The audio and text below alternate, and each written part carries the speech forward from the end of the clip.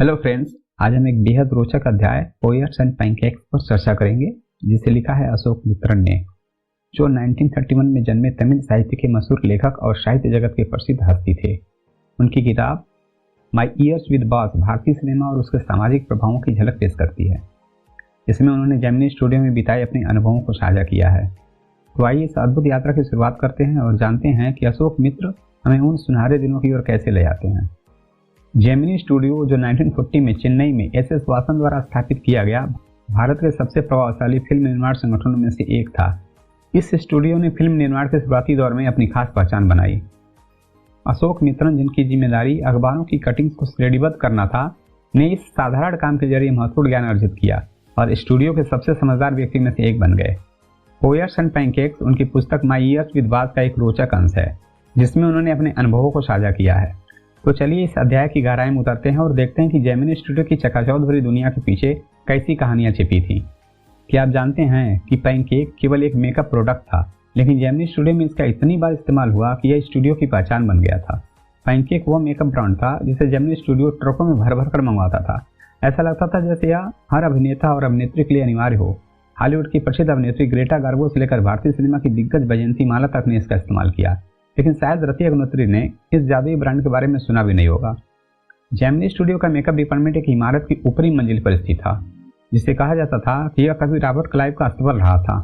और सबसे मजेदार बात यह थी कि चेन्नई में कई इमारतों के बारे में ऐसा ही दावा किया जाता था कि वे कभी रॉबर्ट क्लाइव के निवास स्थल रहे होंगे। अब सोचिए, रॉबर्ट क्लाइव ने अपनी छोटी सी जिंदगी और मद्रास में संक्षिप्त समय के दौरान असंभव लड़ाइयां लड़ी और फोर्ट सेंट जॉर्ज के सेंट मैरी चर्च में एक युवती से शादी भी की। यह सब एक साथ हुआ जैसे इतिहास खुद को जीवंत कर रहा हो। क्या आप जानते हैं कि जेमिनी स्टूडियो का makeup room hair cutting salon जैसा दिखता था। चारों ओर बड़े बड़े शीशे और तेज रोशनी वाली चमकदार लाइट्स, जो मेकअप कलाकारों को झुलसाने का एहसास दिलाती थी। मेकअप डिपार्टमेंट का नेतृत्व पहले एक बंगाली करते थे, लेकिन वे जल्द ही इतने प्रसिद्ध हो गए कि स्टूडियो छोड़कर चले गए। इसके बाद एक महाराष्ट्रीय ने कमान संभाली, जिनकी मदद में धारवाड़ कन्नड़िया, आंध्र प्रदेश का व्यक्ति, मद्रास का इंडियन क्रिश्चियन, एंग्लो बर्मी और स्थानीय तमिल लोग शामिल थे। सोचिए, यह तो राष्ट्रीय एकता का एक बेहतरीन उदाहरण था। और यह उस समय की बात है जब आकाशवाणी और दूरदर्शन ने इस विषय पर कार्यक्रम भी शुरू नहीं किए थे। यह राष्ट्रीय एकता की टीम पैनकेक और कई लोकल लोशन पोषण की मदद से किसी भी साधारण दिखने वाले व्यक्ति को लाल भूत जैसे राक्षस में बदलने का हुनर रखती थी। उस समय ज्यादातर शूटिंग इंडोर होती थी और केवल 5% शूटिंग ही बाहर होती थी। शायद इसी वजह से मेकअप इतना गाढ़ा और भद्दा किया जाता था ताकि सेट और स्टूडियो लाइट्स के सामने प्रेजेंटेबल दिख सके। मेकअप डिपार्टमेंट में एक सख्त पदक्रम था। मुख्य मेकअप आर्टिस्ट मुख्य कलाकारों को तैयार करते थे, सीनियर असिस्टेंट हीरो हीरोइन का मेकअप करते थे, जूनियर असिस्टेंट कॉमेडियन का मेकअप करते थे और भीड़ का मेकअप ऑफिस बॉय की जिम्मेदारी होती थी। हाँ, जेमिनी स्टूडियो के मेकअप डिपार्टमेंट में एक ऑफिस बॉय भी था, लेकिन वो लड़का नहीं था, बल्कि 40-45 साल का एक आदमी था। वो आदमी कभी star actor, top screen writer या डायरेक्टर बनने का सपना लेकर स्टूडियो में आया था। और हाँ, वो थोड़ा कभी भी था। यह उस समय की बात है जब मैं एक क्यूबिकल में काम करता था, जिसमें 2 फ्रेंच विंडोज थी। लोग मेरे डेस्क पर बैठकर अखबार फाड़ते हुए काम करने को देखकर समझते थे कि मैं कुछ खास नहीं कर रहा। शायद बॉस ने भी ऐसा ही सोचा, क्योंकि जो भी मुझे काम देना चाहता वह मेरे क्यूबिकल में घुस आता और लंबा लेक्चर दे देता। मेकअप डिपार्टमेंट के बॉय ने यह ठान लिया था कि मुझे यह बताया जाए कि कैसे एक महान साहित्यिक प्रतिभा का अपमान किया जा रहा था, एक ऐसे डिपार्टमेंट में जो केवल नाई और कुमारियों के लिए सही था। जल्दी मैं ये दुआ करने लगा था कि हर समय क्राउड शूटिंग हो, क्योंकि इससे ही मैं उसके महाकाव्य से बच सकता था। कभी भी निराशा के समय हम पाते हैं कि गुस्सा हमेशा एक व्यक्ति पर ही निकलता है, चाहे वो खुले तौर पर हो या गुप्त रूप से। और मेकअप डिपार्टमेंट को उस आदमी को यह विश्वास था कि उसकी सारी परेशानियां तिरस्कार और अनदेखी का कारण था कुत मंगलम सुब्बू। जेमिनी स्टूडियो में नंबर 2 की भूमिका निभाने वाले सुब्बू का फिल्मी सफर आसान नहीं था। जहां मेकअप बॉय को सुविधाएं मिली, वहीं सुब्बू ने संघर्षों और अनिश्चितताओं के बीच शुरुआत की। यह वह समय था जब अस्थायी फिल्म निर्माण कंपनियों का अस्तित्व ही नहीं था और सुब्बू को हर कदम कठिनाइयों का सामना करना पड़ा। लेकिन इन्हीं मुश्किलों ने उसे मजबूती दी और वो स्टूडियो की रीढ़ बन गया। सुब्बू के पास एक खास गुण था, वह ब्राह्मण था। इसी गुण ने उसे संपन्न लोगों और परिस्थितियों से जोड़ दिया।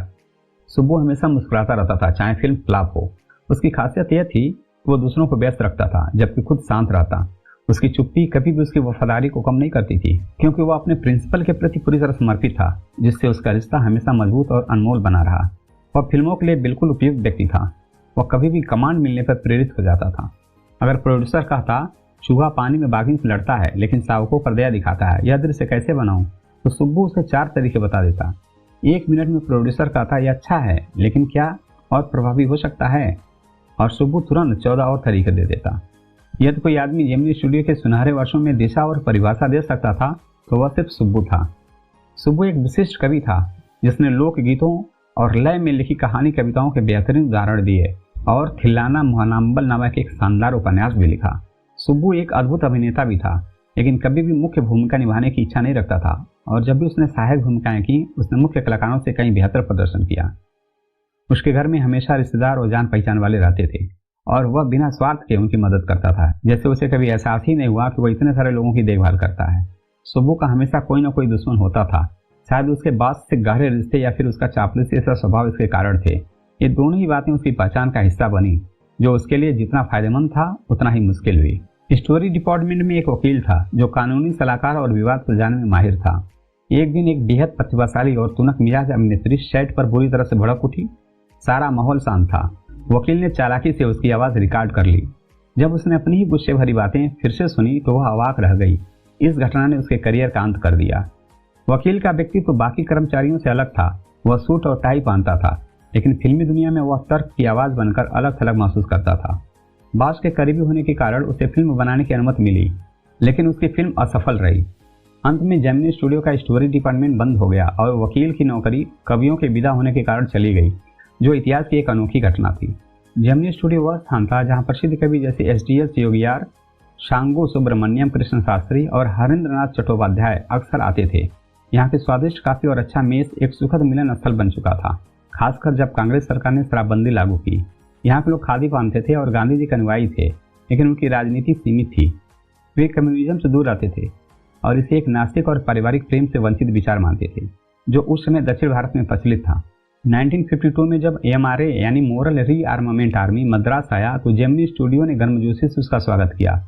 अंतर्राष्ट्रीय सर्कस कही जाने वाली समूह ने 2 नाटक जोनाथन बैली और द फॉरगॉटन फैक्टर को पेश किया, जो पेशेवर तरीके से आयोजित थे और प्रभावी संदेश देते थे। इन नाटकों का असर मद्रास और तमिल नाट्य समुदाय पर गहरा पड़ा और कुछ वर्षों तक तमिल नाटकों में सूर्योदय और सूर्यास्त के दृश्य की नकल की गई। बाद में पता चला कि MRA कम्युनिज्म के विरोध में था, लेकिन अधिकारियों के लिए उनका तरीका वही था।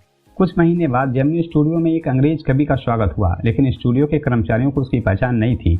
वे केवल वर्ड्सवर्थ, किट्स, शैली जैसे प्रसिद्ध कवियों को जानते थे।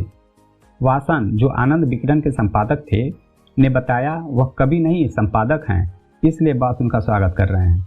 यह कभी कोई सामान्य लेखक नहीं था और उसकी पहचान रहस्यमयी बनी रही। हालांकि कुछ लोग मानते थे वह किसी बड़े दैनिक पत्रिका के संपादक हो सकते हैं। जब वह कवि आए तो बॉस ने जोशीला भाषण दिया, लेकिन खुद बॉस को भी उनके बारे में ज्यादा जानकारी नहीं थी। कवि की भाषा और शैली ने सभी को उलझन में डाल दिया और सत्र के अंत में यह सवाल उठने लगा कि इस अंग्रेज कवि का तमिल फिल्म स्टूडियो में क्या काम था। उनका दौरा एक रहस्य बनकर रह गया। लेखन की बात करें तो मेरा विश्वास बढ़ता जा रहा है कि गद्य लेखन असली प्रतिभा का उद्देश्य नहीं हो सकता। यह उन लोगों के लिए है जो धैर्य, संकल्प और निरंतर प्रयास करने वाले होते हैं, जिनका दिल इतना कठोर हो जाता है कि कोई अस्वीकृति उन्हें विचलित नहीं कर सकती। द हिंदू में एक छोटी सी सूचना छपी थी। द एनकाउंटर नामक पत्रिका एक कहानी लेखन प्रतियोगिता का आयोजन कर रही थी। जेमिनी स्टूडियो में किसी को द एनकाउंटर पत्रिका के बारे में पता नहीं था, लेकिन मैं ये जानना चाहता था ताकि इंग्लैंड भेजने का खर्च बेकार न हो। मैंने ब्रिटिश काउंसिल लाइब्रेरी में जाकर इसके अंक देखे और वहाँ स्टीफन स्पेंडर का नाम पाया, वही कवि जो जेमिनी स्टूडियो में आए थे। मुझे ऐसा लगा जैसे खोए हुए भाई को ढूंढ लिया हो और खुशी खुशी मैंने अपना लेख लिफाफे में बंद किया और उनका पता लिखा। कुछ साल बाद जब मैंने जेमिनी स्टूडियो छोड़ दिया तो मेरे पास समय तो बहुत था, लेकिन पैसा कम, और यही कारण था कि कोई भी सस्ती चीज़ मेरा ध्यान आकर्षित करती थी। एक दिन माउंट रोड पर चलते हुए मेरी नज़र एक अमेरिकी पेपरबैक किताब द गॉड दैट फेल्ड पर पड़ी, जिसमें 6 महान लेखकों ने कम्युनिज्म से अपने मोह भंग का वर्णन किया था। लेखकों में André Gide, Richard Wright, Ignazio Silone, Arthur Koestler, Louis Fischer और स्टीफन स्पेंडर शामिल थे। वही स्टीफन स्पेंडर जो जेमिनी स्टूडियो आए थे। यह किताब मेरे लिए खास बन गई क्योंकि अब मुझे स्टूडियो में स्टीफन के प्रति मिली प्रतिक्रिया का कारण समझ में आया। शायद स्टूडियो के बास का स्टीफन के काव्य से इतना संबंध न हो, लेकिन उनकी किताब द गॉड दैट फेल्ड के विचारों से जरूर था।